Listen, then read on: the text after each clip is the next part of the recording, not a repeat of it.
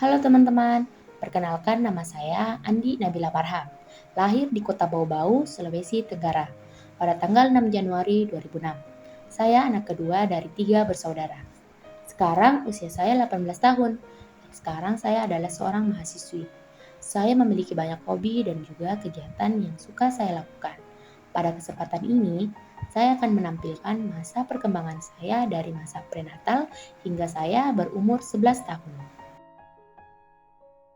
Periode rentang kehidupan manusia meliputi 8 tahapan perkembangan, yakni periode prenatal, bayi dan toddler, kanak-kanak awal, usia sekolah, remaja, dewasa muda, dewasa madya, serta dewasa akhir. Perkembangan anak dapat diuraikan secara khusus dari masa prenatal hingga masa kanak-kanak akhir. Pertama, periode prenatal. Dari hasil wawancara yang telah saya lakukan ke mama saya, selama masa kehamilan, mama saya tidak pernah merasakan ngidam yang spesifik. Hanya saja, mama saya awalnya tidak mengetahui bahwa telah mengandung saya. Ia mengetahuinya saat usia kandungannya sudah 2 bulan. Selama hamil, mama saya sangat suka makan sayur kelor. Dan mama saya bilang kalau dia tiba-tiba tidak suka makan Indomie. Padahal aslinya mama saya sangat menyukainya. Selanjutnya yaitu periode bayi dan toddler. Periode ini dimulai sejak manusia dilahirkan hingga usia 18 sampai 24 bulan. Di umur 0 bulan, saya lahir melalui persalinan operasi sesar dengan berat badan 3,4 kilo. Di umur 4 hingga 5 bulan, saya mulai dapat menggapai barang yang berada di sekitar saya, serta yang menarik bagi saya. Saya juga mulai dapat membalikkan badan atau tengkurap. Di umur 4 bulan, saya mulai dapat menggapai barang-barang yang ada di sekitar saya dan menarik bagi saya. Di umur 5 bulan lebih, perkembangan motorik saya mulai terlihat. Saya mulai bisa mengangkat kepala dan saya juga mulai mampu membalikkan badan dan tengkurap. Menurut teori perkembangan kognitif oleh Piaget, bayi akan melalui pengalaman sensorik dan motorik. Bayi akan memahami dunia melalui batin dan tindakan, seperti menyentuh, memegang, dan menggerakkan objek. Meskipun lebih fokus pada perkembangan kognitif, Jean Piaget juga menekankan bahwa pentingnya interaksi fisik dengan lingkungan dalam perkembangan motorik. Menurut Piaget, bayi belajar melalui eksplorasi dan pengalaman. Nah, selanjutnya perkembangan saya di umur 8 hingga 11 bulan. Di umur 8 hingga 9 bulan, di usia ini saya baru bisa mulai merangkak. Pada umumnya, seharusnya saya sudah bisa belajar duduk, namun karena saya sedikit gemuk pada usia itu, sehingga saya belum bisa. Di usia ini juga, saya mulai bisa dapat mengatakan beberapa kata seperti ma dan ta. Di usia 10 hingga 11 bulan, saya mulai bisa duduk dan juga mulai dapat berdiri, namun belum bisa berjalan. Menurut teori behaviorisme oleh Skinner, bahwa bahasa diperoleh melalui proses belajar yang melibatkan penguatan dan imitasi. Anak belajar bahasa dengan meniru orang dewasa dan menerima umpan balik positif ketika mereka menggunakan bahasa dengan benar.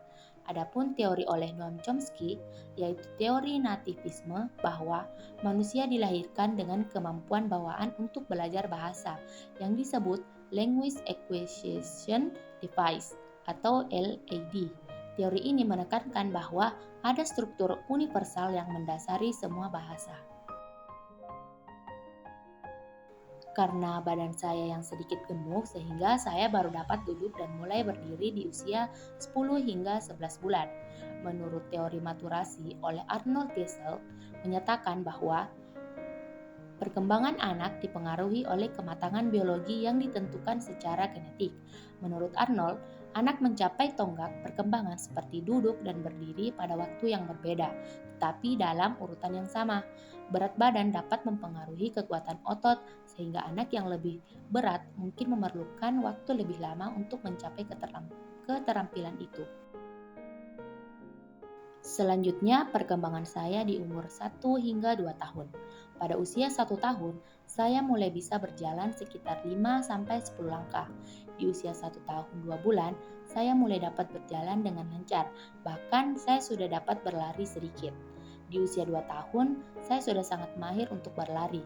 Di usia ini juga, saya mulai belajar berbicara seperti menyambung beberapa kata menjadi sebuah kalimat. Saya juga sudah mulai belajar makan sendiri. Menurut teori interaksional oleh Esther Talen, perkembangan motorik anak dipengaruhi oleh interaksi antara faktor biologis dan pengalaman. Keterlambatan berjalan bisa disebabkan oleh variasi individu. Adapun teori sosial interaksional oleh Lev Vygotsky, interaksi sosial penting untuk perkembangan bahasa dan keterampilan motorik. Dukungan dari orang dewasa dan teman sebaya mempengaruhi kemampuan berbicara dan juga seperti makan sendiri. Selanjutnya, periode kanak-kanak awal. Periode ini dimulai dari usia 2 hingga 6 tahun.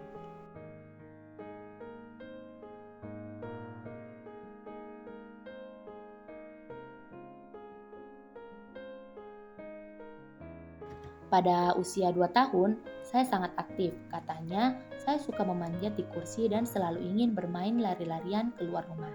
Di usia 2 tahun, saya sudah mulai memakai sepatu sendiri, meskipun masih belum benar dalam memasangnya. Saya juga mulai memahami larangan-larangan yang diberikan, serta mulai memahami beberapa arahan ketika disuruh mengambil sesuatu. Dari hasil wawancara bersama mama saya mengatakan kalau perkembangan saya di umur 3 hingga 6 tahun sama seperti anak-anak pada umumnya. Saya mulai melakukan hal-hal yang saya sukai seperti menggambar dan mencoret dinding. Ketika kakak saya ingin pergi ke sekolah, saya juga akan ikut memakai tas. Saya juga sudah pintar memakai sabun sendiri ketika sedang dimandikan. Mengenakan pakaian dan celana pun saya sudah cukup mahir, kata mama saya. Mama saya juga mengatakan kalau saya sangat ingin tahu akan hal-hal baru. Berbagai pertanyaan akan saya lontarkan ke mama saya, sehingga terkadang mama saya kelelahan menerima semua pertanyaan-pertanyaan dari saya. Saya juga sangat menyukai hal-hal yang menarik perhatian saya, seperti ketika kakak saya sedang tidak menaiki sepedanya, saya akan pergi dan menaiki sepeda itu meskipun saya belum mahir memakainya. Saya masuk di TK saat berumur 5 tahun. Saya mulai bisa mengeja dan mulai bisa berhitung. Di umur 6 tahun, saya sudah mahir membaca. Saat di TK, saya selalu mengikuti lomba-lomba seperti dance dan menari. Hal yang paling saya suka lakukan ketika berada di perjalanan untuk lomba adalah membaca segala tulisan yang ada di spanduk-spanduk yang berada di tepi jalanan.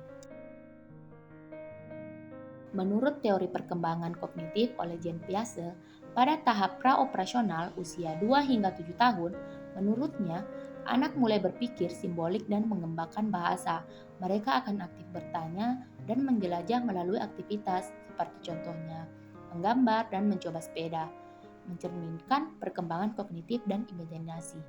Adapun teori sosial budaya oleh Lev Vygotsky menekankan bahwa interaksi sosial dan dukungan dari orang dewasa serta teman sebaya akan mempengaruhi perkembangan anak.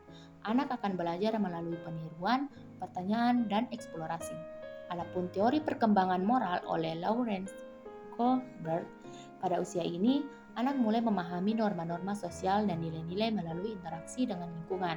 Seperti saya yang ikut lomba dan kegiatan seperti menari, itu menunjukkan bahwa perkembangan identitas sosial dan pemahaman terhadap lingkungan.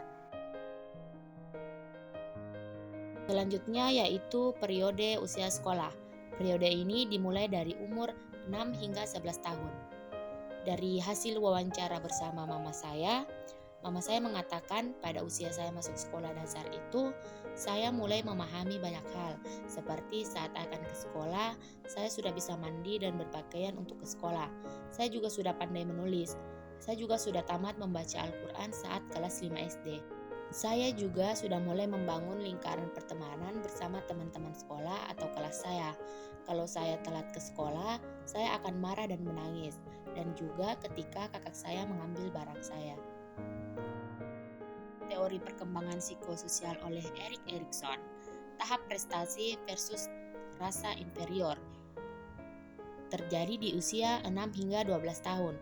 Dalam tahap ini, anak membangun rasa percaya diri melalui pencapaian dan interaksi sosial. Keterlibatan dalam pertemanan dan kemampuan mengekspresikan emosi mencerminkan perkembangan sosial dan emosional yang penting, serta tantangan untuk merasa kompeten di lingkungan sosial. Adapun teori pembelajaran sosial oleh Albert Bandura, modeling dan observasi.